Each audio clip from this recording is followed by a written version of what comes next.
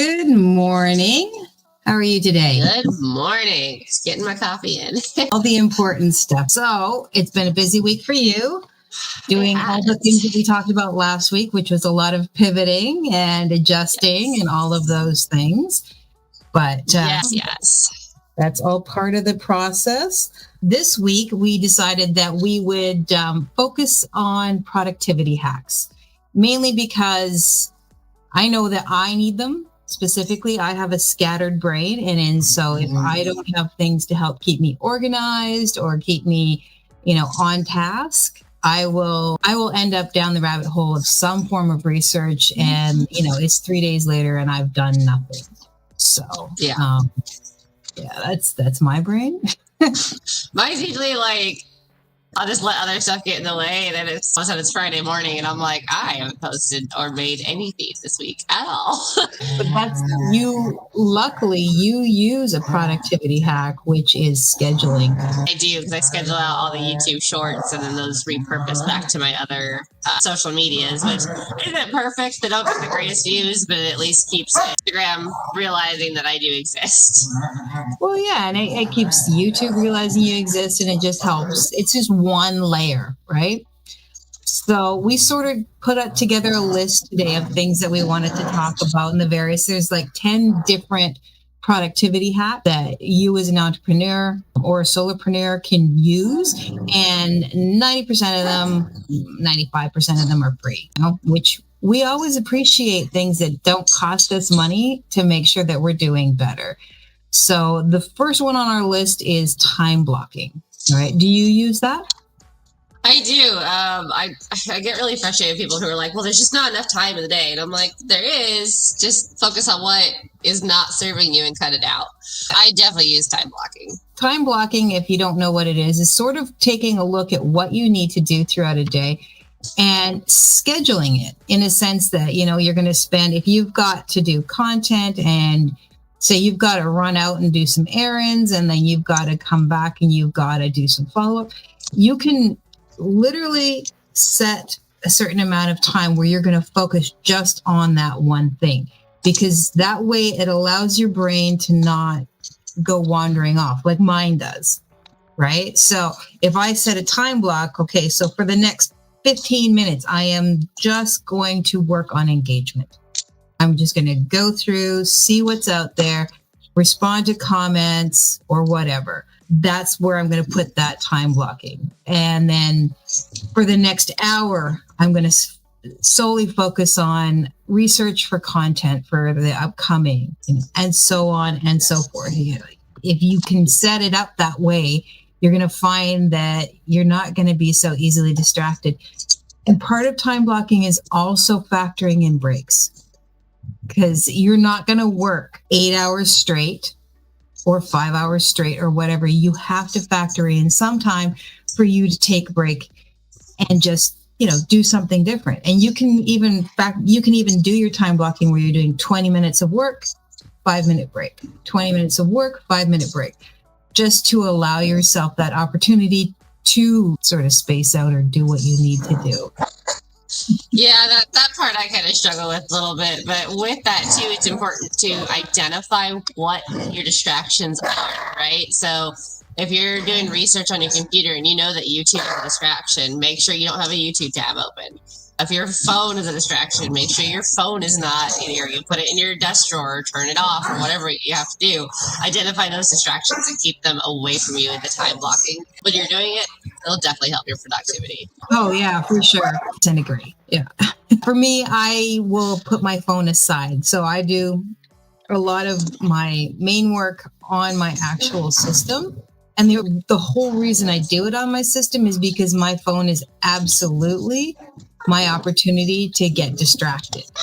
Now, if I could use my phone in a way that wasn't distracting, then I would continue to do that. But that is not a skill set I have. So recognize your good and your not so goods. Yeah, I do most of my content creation on one of my phones, so that really mitigates a lot of that. I haven't had them yet. I is that love what your second productivity hack, though, because I use this one all the time, especially in CapCut. More in CapCut than Instagram. I don't really like Instagrams. But templates. Templates are fantastic for quick video editing. Absolutely. They're templates, and templates are not just video editing either, right? I mean, you can use a template for anything. Like I set up just a simple Word template where I go and I create, I pick a topic, and then I create a blog post, a YouTube script, a Reels story, and an IG post. And I have a template where it's got, this is where each section goes. And then I can just plug and play. I just drop them all in. And then I can pull it up every day. You know, I drop that into a spreadsheet and just have my days of the week.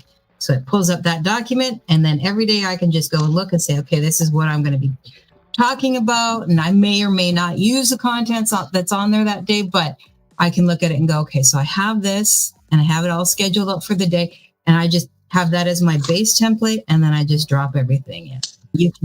So you can use a template, and there's tons of templates out there. That, you know, templates for if you're trying to create ebooks or digital products of any kind. There are tons of templates out there. Canva has a lot of them for free.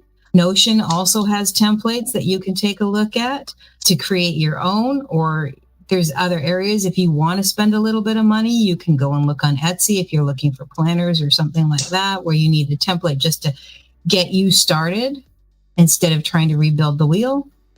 So yeah, they're very useful, and they're useful in whether it's crafting an email or your blogs or any of those kinds of things.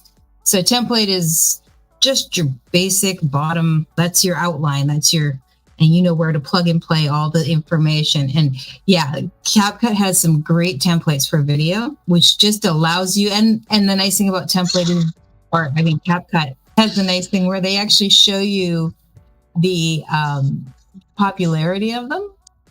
Yeah. So that you can see whether or not it's either oversaturated or it's just not gaining any traction. So you can try and find your sweet spot, what works for you. It does take a lot of the extra work of creating videos. Yeah, a lot of times they have the transitions and there's music behind them already. And so, you know, and Instagram kind of tries that. If you drop a bunch of clips in, then it tries to sync it to like music it thinks is good for it. CapCut's just a little bit more editor friendly within the template, I think, where it's easier to crop the video and make it, you know, the area of the video you want versus Instagram where you kind of have to drag and cut. Yeah.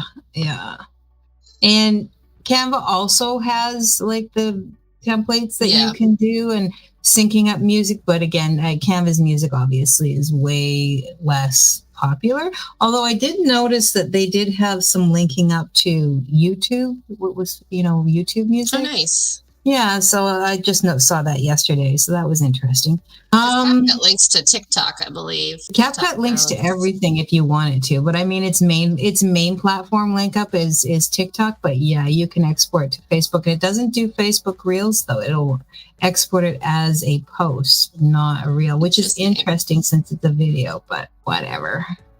The next thing that you want to do is automate some of your repetitive tasks, and that's where your scheduling comes in. Right? That helps a lot.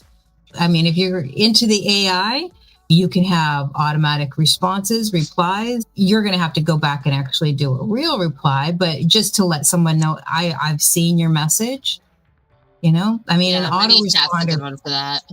What's that? ManyChat is a good one for that. That links with Instagram. Right. So there you go. I know that, email autoresponders that is an automatic repetitive task. When you get an email in, it's a quick way to respond and say, I've received your email and I will respond shortly, or whatever, or say they're going to the wrong place, or they've downloaded something and you want an automatic response to go to them. Instead of having to go in and respond and reply to everything, these automations just make it simpler for you. If you're running a larger, even with System.io, when you're setting up your email campaigns, there's automations that go in place. Or if you're in high level, same thing, automations that go in place that say, if they do this, then this happens, and then this happens, and then this happens. These are ways that you're going to set it up so that you are not having to do everything all the time at the time. And because, say you do something that takes off, your landing page is slamming, or the post that you put up has got people commenting constantly and want more information. It's really hard to go back to all of them. So you can literally have automation set up where it responds with the link. If they say info, this is your response.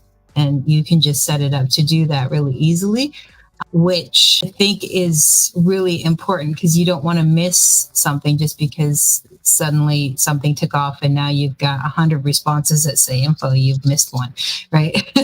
Yeah. We were trying to figure that out with shipping too, with the journal, the wellness program we set up. We're like, how are we going to make sure that this gets to the right thing? And so within Go High Level, we set up an automation rule to where when they buy that, when it recognizes they bought that specific product, it sends their information straight to ShipStation, and ShipStation creates the label, which was a lot easier than what I thought I was going to have to do, which I thought I was going to have to like export them from my customer dashboard into ShipStation. So there's a lot of ways that automation really makes it easier. You just have to, sometimes it's frustrating setting up the rules because you're not sure what exactly you're looking for, which I ran into a couple times, but that's when support chats and stuff like that come in handy. Absolutely. And don't let the initial setup scare you off, because the time that you put in the beginning to get that stuff set up is going to save you so much more time on the back end. Yeah. Just like with everything, you have to put in a little bit of extra effort in the beginning to see how it's going to help you in the other end. Setting up a schedule, even if you're just going to set up a schedule, you've got your schedule, it's going to take you time. It might take you a day to set up a proper schedule that's going to work with you and what you need. But once it's set up, it's in place, it's done. Same with your templates. Once you set it up, it's in place, it's done. So don't let the fear of learning a new tech or trying to get something set up and the amount of time and effort that it's going to take, don't worry about that. Just recognize that that's a step to get you where you want to go, which is having more time to do other things in your business, or, have more time just in your life. It's a very simple, because I think, especially when people start getting into automations where, there's some technical setup, people really do balk. They say, I can't possibly learn that. Yes, you can. And there are people to help you. Yeah. And if you don't want to go and talk to somebody, check out your YouTube University. Odds are there is somebody showing you how to set it up. So you don't have to do it alone, and you don't have to stress about it. You just have to be willing to put in that initial effort and get over your initial fears. For sure. So, yeah. Now this next one is big. Are we talking about this before we jump live? Yeah. And that is batch content creation. And I still work on that. I batch it in the sense of, okay, this is the topic and here are the various different formats, but I haven't gotten down really focused on batching video content, which I really, really, really want to do. Mainly because written content's easier to batch for me. I can write it all up. I can, get a bunch of different blog posts together. I can, get some Facebook posts together. It's easy. I can work on that, and then I can schedule it out, and it's easy. But video is one that I struggle with. See, I have no problem doing video batch creation, but I always forget about the actual posts or carousels or stories. I always forget that part. My only issue with batch content creation is I understand, especially this week is reinforced it. I understand the necessity for the kind of generic videos and whatnot, but I hate so many of the ones that I see that I don't want to create them. I get that they work and I get that they're important, and I had them in my arsenal. My Instagram probably would have been more active this week because just getting the YouTube repurposed stuff is not great, right? So I do understand the importance in just having those saved in a spot somewhere where you can just pull them out when necessary. But I struggle with the generic stuff. So one of the things that I saw just from somebody that I follow, and they were saying that if you want to talk about a topic, say you picked a topic for the week, do a long form, but break it into sections. Here we have like the 10 different times. So each video is going to be one of those bullet points, but do them all at once and talk, and then give yourself a little space, and then go into the next one, and then go into the next one, go into the next one, and then slap that up. So you're really only doing one video, but now you're just chopping it up. And because each bullet point is a different thing, it's actually different videos. And then you can mix it up. You can, make sure that you have 5 different shirts or whatever. And maybe you walk around, or however you want to do it. Maybe some you just turn into a visual instead of talking. But I'm like, oh, well, see, now that's something that I could do, because I'm not much for the kind of stuff or the lifestyle. The lifestyle stories don't really work for me, because my lifestyle is boring. I was like, that's where you would shine versus me, though, because you're so much better at educating and explaining things to people than I am. Well, and that's where I want to be too, is I want to be able to do those things. You have a much more active life, right? You go out and you do a lot more different things, and you have a lot more different things that you do, just in terms of you've got your open houses and your ice baths and your dogs, and not just going out for, and spending time with your dogs, but actual working dog training and that sort of stuff.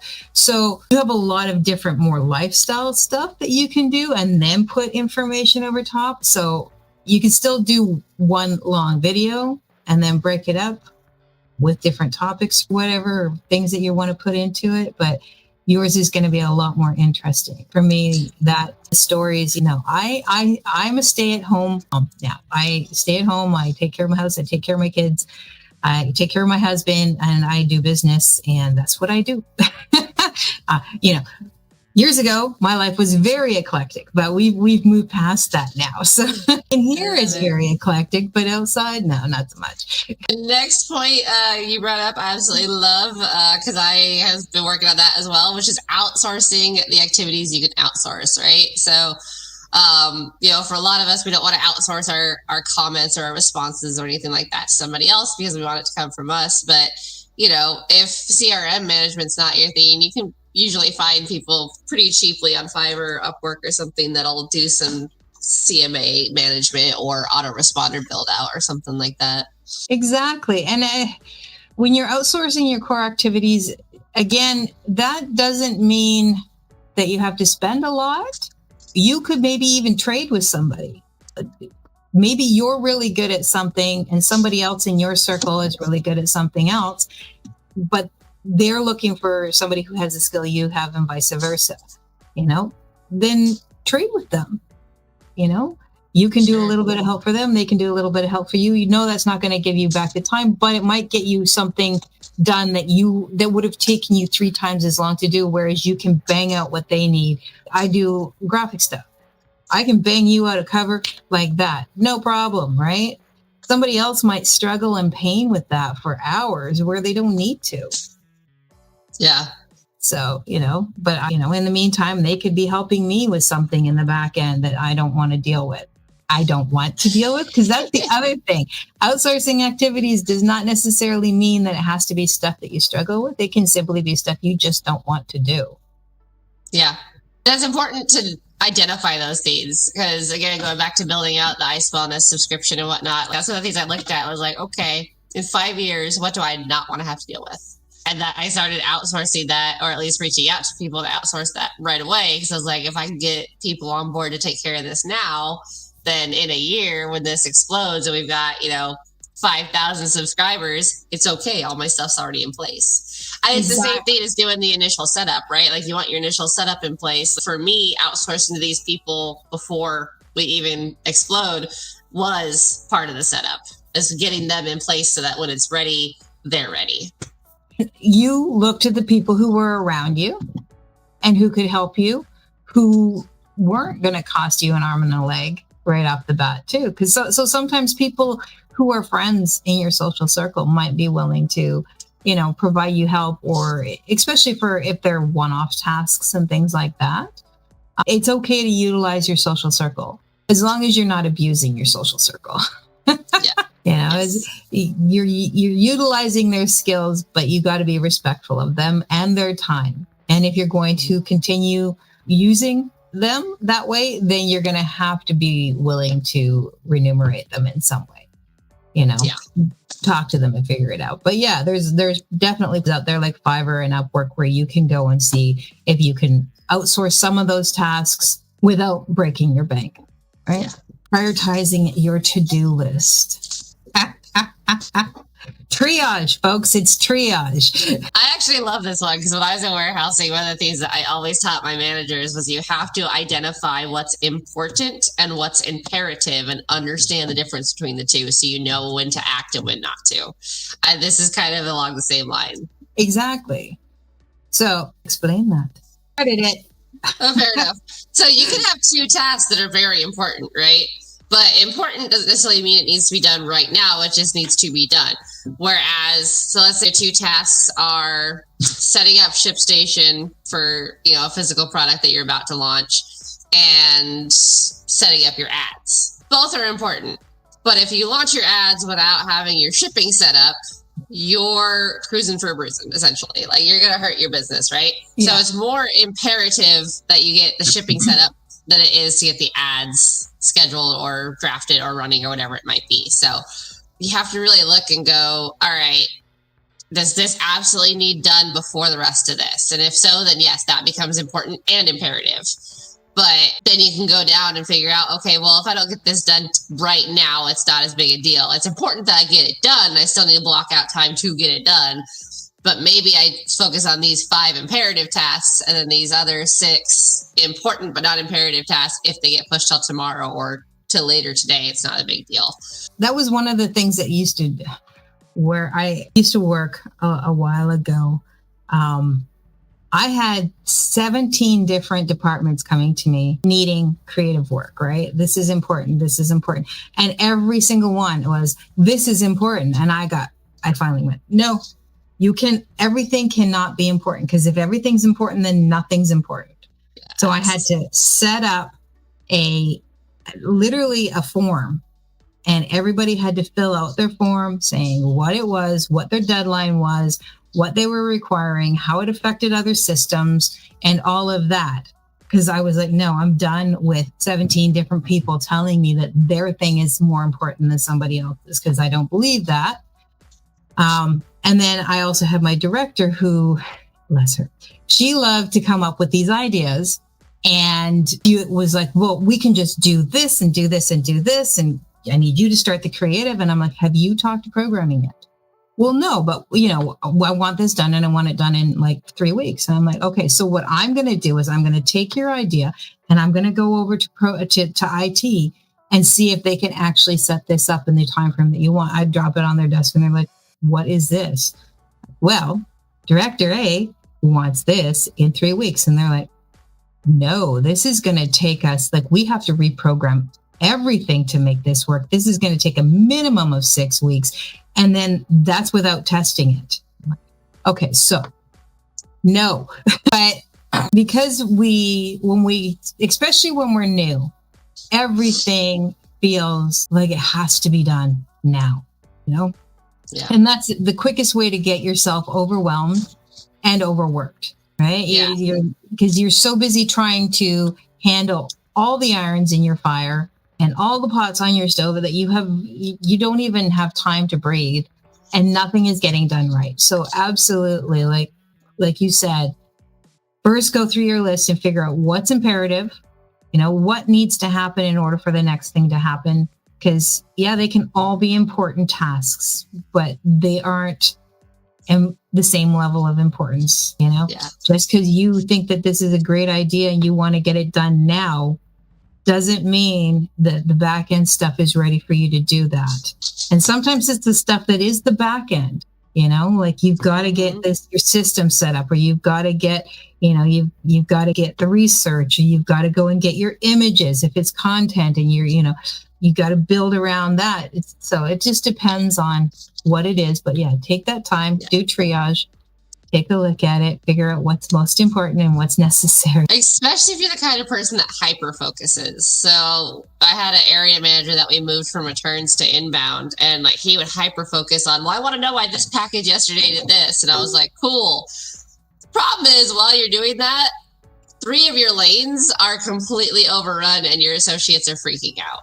Like, put that aside. That is no longer your responsibility. Focus on what's happening right now. Yeah, that can be a challenge, right? I mean, if that is something, again, it's always about taking self-stock about what areas you excel in and what areas can cause you trouble. Being honest with yourself on those, because I know that organization of my own personal is not the best. I can easily get distracted and scattered. That is just who I am, which is why I get very heavy into plans and like planning and scheduling and all that sort of stuff, and trying to do the time blocking, because I know all it takes is a shiny and then I'm off, right? Oh, new tool. Well, let me research that. And the next thing I know, I've researched 18 different tools, gone to 50 different websites, have like 1,000 tabs open. And I'm like, wait, what was I doing again? Mm-hmm. Exactly. So the next one we kind of talked about already, which was limiting distractions. Again, if your phone's a distraction, turn it off, turn it on silence, turn it to where you can't see the screen.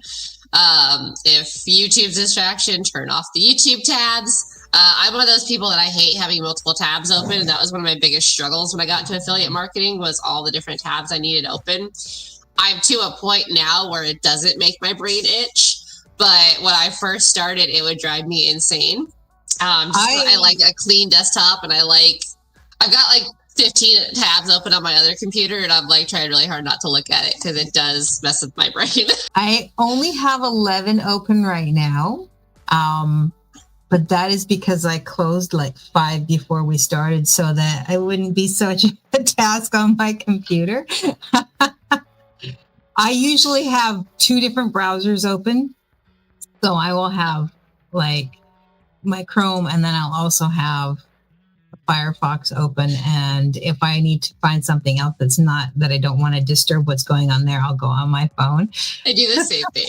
Computers, and they both have 2 different browsers open. That's the bad part. Yeah. So trying to find, again, the distraction thing. I struggle with that. So that's for me. I focus trying to limit my distractions, because once I sit down, but it's funny because if I depend on what I'm doing, right? Like I can, once I start doing something, if it's engrossing, that's it. Like, what do you mean it's 3:00 in the afternoon and I've been doing the same thing all day?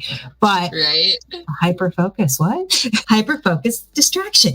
One thing I will do if I know it's gonna be bad is I'll because you can take the tabs off and make it its own separate window. I'll do that so that I can't see all the other tabs.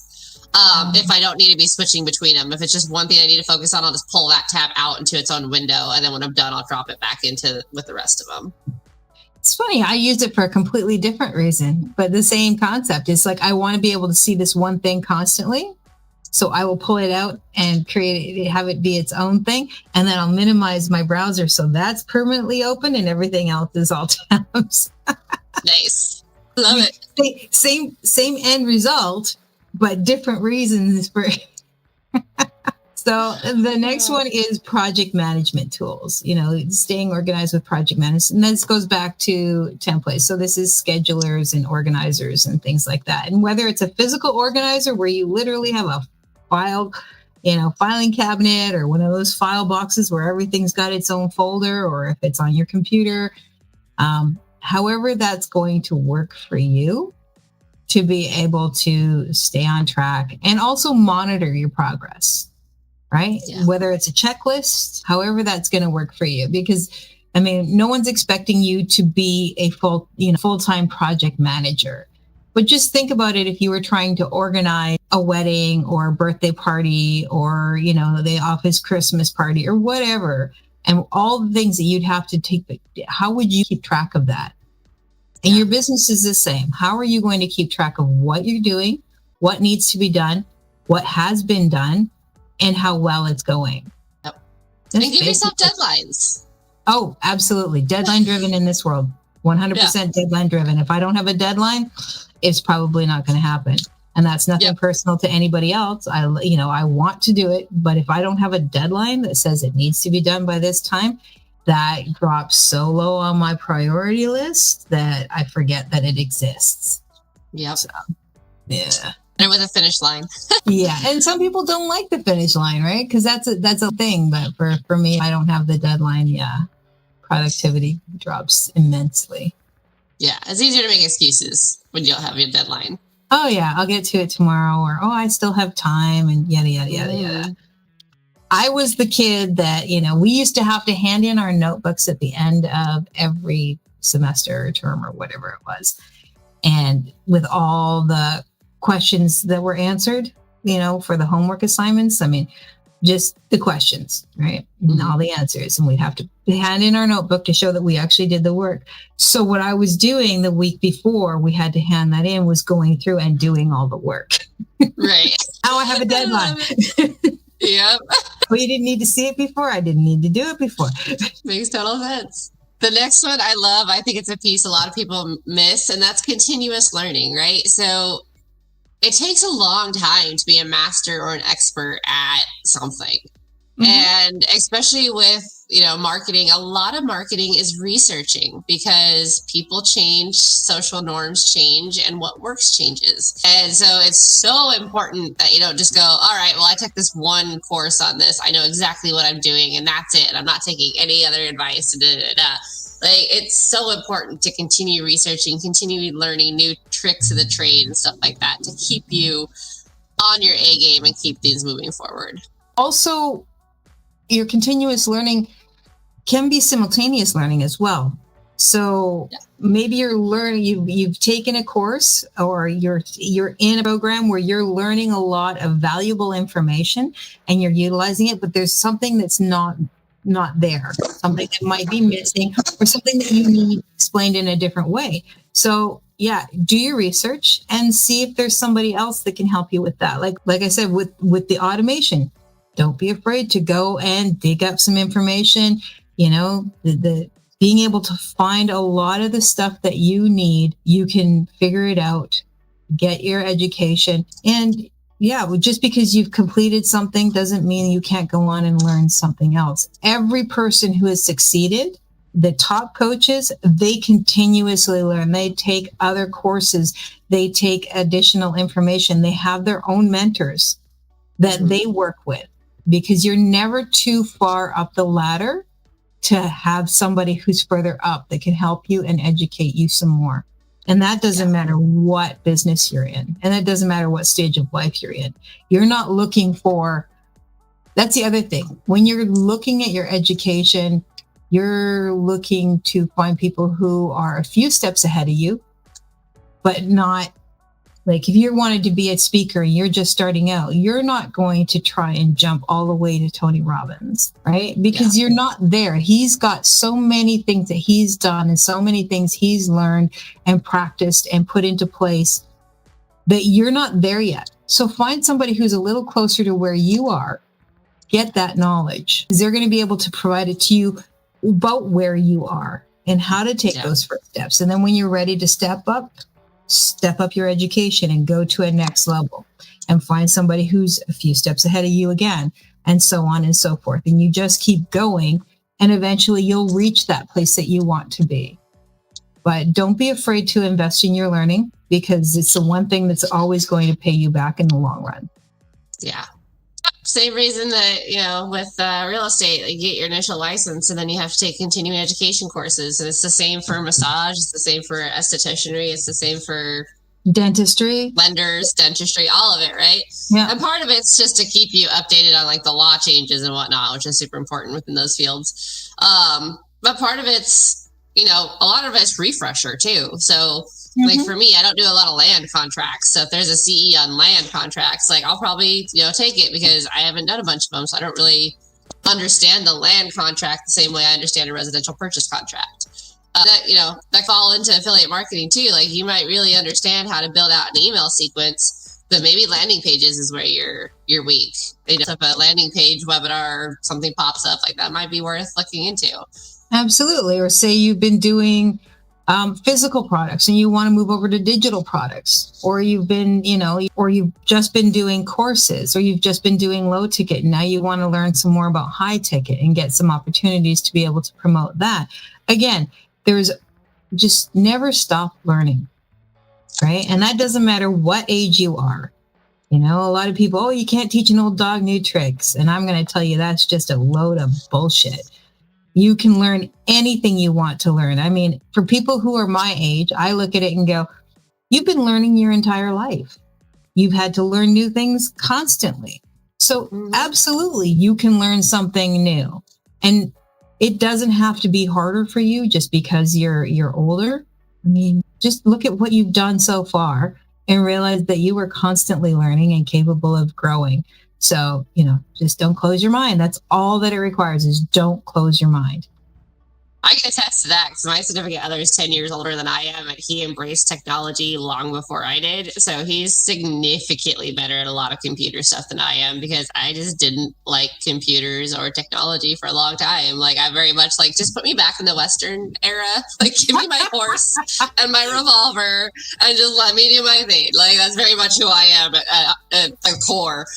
Whereas he's like, no, AI, we need to do this. And I'm like, I am that person. My sister and I, we're only like a year and a couple of months apart.